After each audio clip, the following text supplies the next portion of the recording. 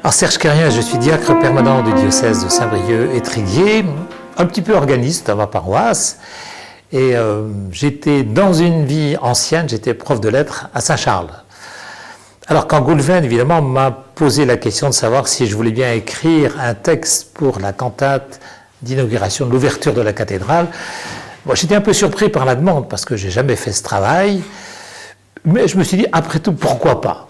Après tout, quelquefois, la commande demande un petit peu de prendre des risques. Et je me dis, après tout, je peux prendre le risque, ça ne coûte rien, si ça ne va pas bien, il me dira que c'est pas bien, et puis c'est tout, on n'en parlera plus.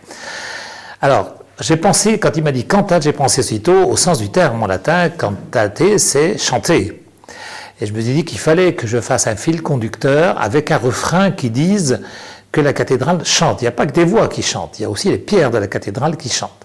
J'ai donc pensé ça d'abord comme ça. Et puis ensuite, j'ai réfléchi en me disant, mais dans l'Écriture, dans l'Ancien Testament, on parle du temple avec des adjectifs sur le temple. Puis le Christ, après dans l'Évangile, parle du temple en disant c'est son corps qui est le temple. Et puis ensuite, les apôtres rappellent que tous les chrétiens sont également temple, ils sont corps du Christ et temple de l'Esprit Saint. Donc je me suis un peu inspiré de ça, et puis j'ai eu une troisième inspiration, je me suis dit, mais il y a une tradition dans les cathédrales. La tradition d'ouverture, d'accueil des pauvres, d'accueil des immigrés, de refuge pour les gens, mais aussi d'accueil de tous ceux qui veulent y entrer finalement. Ce n'est pas un lieu fermé. Alors à partir de ça, j'ai pensé mon texte en me disant ceci, il faut qu'on ait un refrain qui vienne régulièrement et qui soit lancé par un slogan un peu, cathédrale chante, comme une invitation à chanter. Et puis, après, j'ai décliné un certain nombre d'éléments, par exemple, autour de la cathédrale comme demeure de Dieu, mais aussi comme demeure des hommes.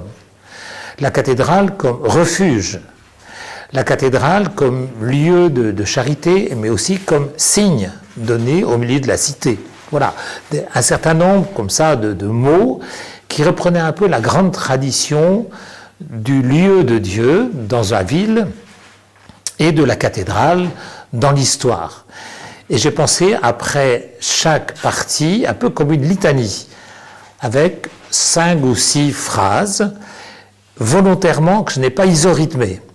C'est-à-dire, j'ai volontairement fait des ruptures dans le texte, parce que si tout ressemble à tout, c'est mortellement ennuyeux pour le musicien, c'est pas du tout intéressant. Donc j'ai fait ça. J'ai soumis le texte à Goulven, on en a discuté, et puis en réfléchissant, j'ai repris des choses en me disant, là, ça va pas bien, j'ai pas choisi le beau mot, ou il y a un rythme qui me plaît pas. Donc il y a eu quand même pas mal de corrections avant d'aboutir. Et puis je donnais le texte à Goulven en lui disant, voilà, maintenant s'il faut encore faire des corrections pour que ta musique habille vraiment le texte, moi il n'y a aucun problème, bon, on corrige. Donc c'était vraiment un essai, pour moi ça a été une très belle expérience, parce que ça m'a obligé à relire un peu des choses dans la Bible, à repenser un peu la cathédrale, et puis faire un texte mis en musique, il n'y a rien de plus génial, quoi. C'est-à-dire le texte en lui-même il ne vaut rien, c'est la musique qui va le sublimer. Et moi ça m'intéresse beaucoup de voir le résultat, je pense que ce sera vraiment un très beau résultat. En tout cas pour moi ça a été une très très belle expérience.